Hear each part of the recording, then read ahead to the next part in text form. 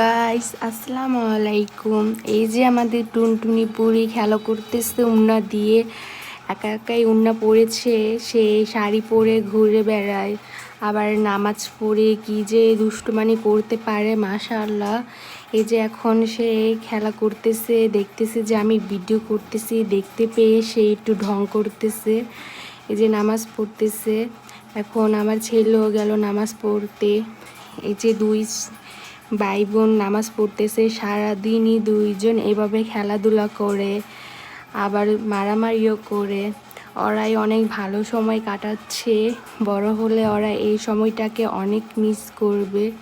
সেই জন্য আমি চেষ্টা করি ভিডিও করে রাখি, যাতে তারা বড় হলে তাদের দেখাতে পারি তারা কি কি করতো ছোটোবেলায়। তো সেই জন্য আমি চেষ্টা করি ওদের ভিডিওগুলো করে রাখি।